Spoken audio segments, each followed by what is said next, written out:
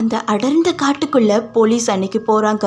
அங்க நிலச்சரிவு ஏற்பட போகுதுன்னு சொல்லி அதெல்லாம் செக் பண்ணிக்கிட்டு இருக்கும் போதுதான் தூரத்துல இருக்க ஒரு குகையிலிருந்து ஒரு துணி மட்டும் பறந்துகிட்டே இருக்கு. அவங்க என்னவா இருக்கோ அப்படின்னு பாக்குறதுக்காக அந்த குகைக்கோட பக்கத்துல போறாங்க.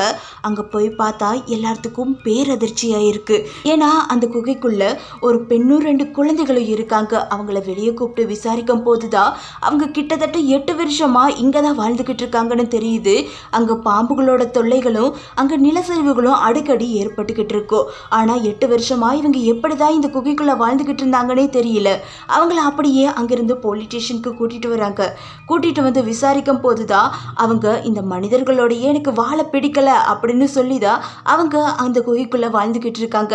எங்களுக்கு இது நாள் வரைக்கும் பாம்புகளாலையும் இயற்கையினாலையும் எந்த ஒரு பிரச்சனையுமே வந்தது கிடையாது. நாங்க பயந்தது ஒரே ஒருத்தங்களுக்காக மட்டும்தான், அதுவும் மனிதர்கள் மட்டும்தான். நாங்க சந்தோஷமா அந்த இடத்துல வாழ்ந்துகிட்டு இருந்தோம். இப்போ என்னோட சந்தோஷத்தை பறிச்சு நீங்க என்னை இங்க கொண்டுட்டு வந்துட்டீங்க, என்னோட மாளிகையை விட்டு நீங்க இங்க கொண்டு வந்துட்டீங்க அப்படின்னு அந்த பெண்மணியும் கதறி அழுக ஆரம்பிச்சிட்டா. அந்த 2 குழந்தைகளையும் அங்கிருந்த ஆசிரமத்தில் அன்னைக்கு நைட்டு போய் தங்க வைக்கிறாங்க. அங்கிருந்த படுக்கைகளையும் விளக்குகளையும் பார்த்து அவங்க இது நாள் வரைக்கும் பார்த்ததே இல்லாத மாதிரி ஆச்சரியப்பட்டுக்கிட்டு இருக்காங்க. இந்த 2 குழந்தைகளும் இந்தியாவில் தான் பிறந்திருக்கு. இவங்களோட அப்பா யாருன்னு அந்த பெண்மணி சொல்லவே மாட்டேன்னுட்டா. அது மட்டும் இல்லாமல் அவளுக்கு அந்த குகையிலிருந்து வந்தது கொஞ்சம் கூட பிடிக்கல.